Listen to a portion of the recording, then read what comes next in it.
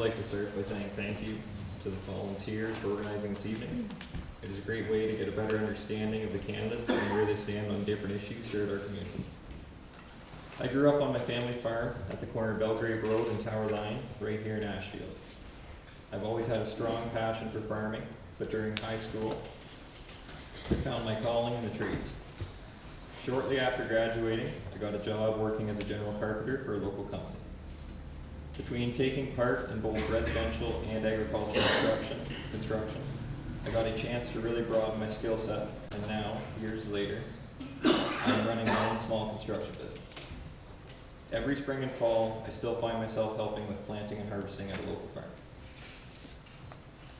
2.5 years ago, Sarah and I started the adventure of building our own home over in Port Albert, and once it was completed, we have been living there since. Thankfully, we both seen tough times ahead and made sure to have the house completed before extreme inflation on building material. So unlike our township building, we weren't left with an overpriced $1.6 million bill.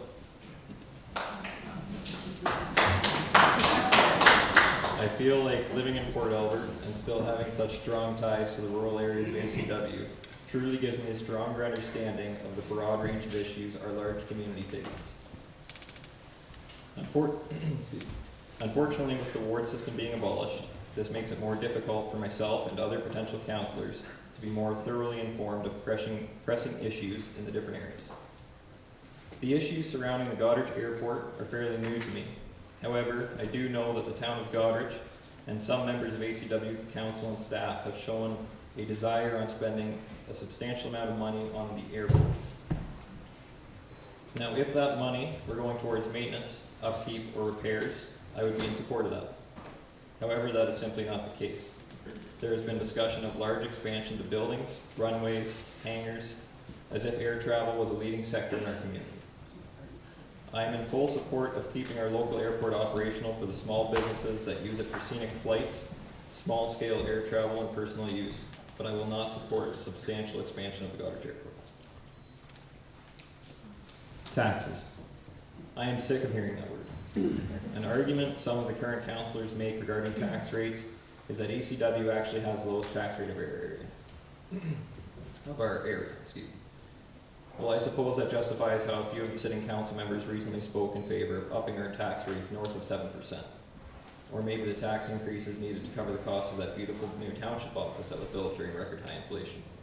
I'm sure that whatever the case may be, it's in the public's best interest. All jokes aside, I do understand that in these times, everything costs more. Fueling equipment to maintain roads, employees' wages, utilities, etc. But I do not support unjustified tax hikes. For a few of our councillors to speak in favor of excessive rate hikes without any supporting reasons as to why it is needed is quite simply ridiculous. To say that the Port Albert Master Plan has ruffled some feathers would be an understatement, and rightfully so.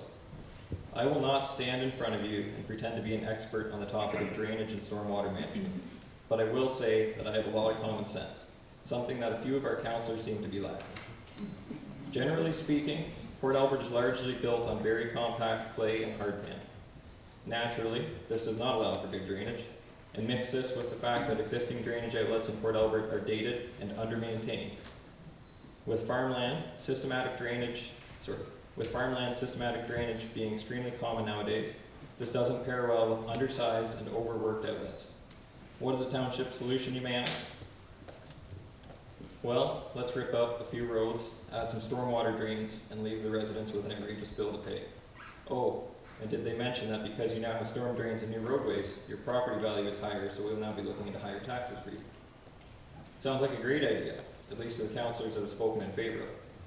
It also seems as though new roads and storm drains would be very appealing to a developer, especially when they aren't left facing the bill. Let's be honest with ourselves. The Port Albert Master Plan isn't about fixing any existing drainage issues. It is a way to make the current residents pay for the infrastructure needed for a developer to fill the area with homes so that our township can cash in on more taxpayers. I am not anti-development. I support development when development supports itself. I suggest we completely review and revise the Port Albert Master Plan and make the repairs needed to address our current failing water outlets and erosion issues. Once the current issues are addressed, then expansion can take place at a rate sustainable to the area. Developers are more than able to cover the cost of needed infrastructure such as roads and storm drains, just as they do everywhere else. A few of our current council members stress the fact that they don't wish to spend taxpayer money on appeals regarding issues that have been voted on. Yet they wasted no time spending north of $14,000 to fight the ward system appeal. In 2015, they also spent taxpayer money fighting a resident in the St. Helens area. It seems as though the councillors' actions don't follow their words. ACW is an incredible place to call home, which is why so many people want to live here. Yet, when voting on topics regarding development, our council seems to forget the issues our understaffed and overworked local health care is facing. They seem to forget that not long ago, a huge majority of rural schools closed their doors for the very last time. They seem to forget that bigger is not always better. Sustainability does not seem to be a word found in our council chambers. I am a firm believer that we need to take care of the current residents before we can take care of future residents.